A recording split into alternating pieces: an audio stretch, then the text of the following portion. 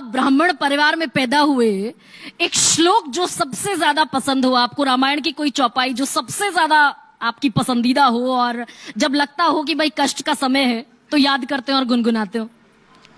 देखिए, मैं श्लोक तो बहुत सारे हैं। अगर आप वैसे कहें तो ऋग्वेद के प्रथम मंडल का जो प्रथम श्लोक है या श्लोक क्या मंत्र है वो है ओम अग्निमीड़े पुरोहितम यज्ञस्य देवम मृत्युजम होतारम रत्न घातमम। वो हर व्यक्ति को, हर हिंदू को जरूर पता होना चाहिए।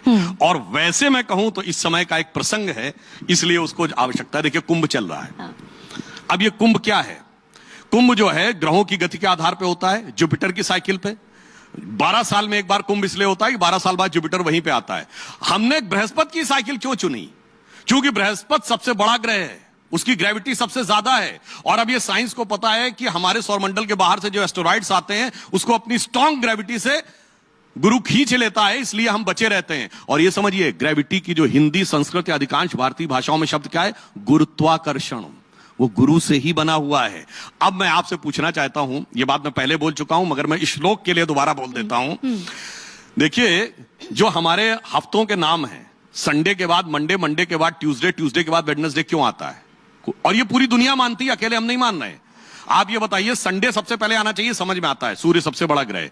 अगर साइज में हो तो सूर्य के बाद बृहस्पति है, फिर बृहस्पति के बाद शनि है, तो संडे के बाद थर्सडे आना चाहिए। अगर प्रॉक्सिमिटी से हो तो सबसे नजदीक बुध है, बुध के बाद शुक्र है, फिर मंगल है।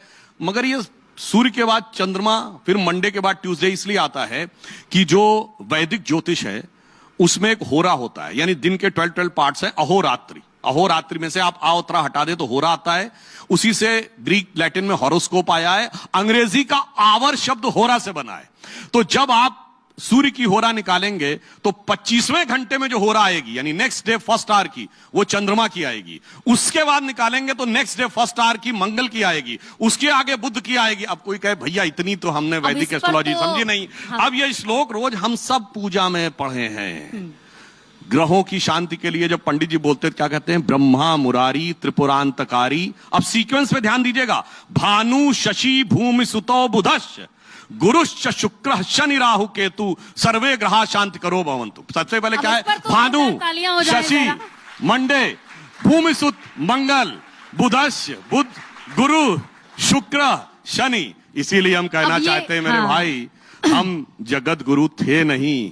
अभी भी दुनिया हमारा ही सीक्वेंस पालन कर रही है। मगर आज गुलामी की मानसिकता ऐसे दिमाग में भरी हुई है कि अभी भी सोशल मीडिया पे 10 लोग कूद पड़ेंगे। नहीं नहीं नहीं, हमारे अच्छा नहीं था, कुछ भी अच्छा नहीं था, कैसे कह दिया, हम तो बड़े खराब थे, बड़े अनसाइंटिफिक थे, बड़े बैकवर्ड थे। इसीलिए हम ये कहना चाहते हैं कि धारा प्रवाह बोलने वाले one of the handful spokesperson. उसका कारण यह है कि उनके दिमाग में एम फैक्टर घुसा हुआ है। एम फैक्टर क्या है? एम फैक्टर सर, सुनिए, वो मैकाले, अब सुनिए, Macaulay mindset of 19th century, Marxist mindset of 20th century.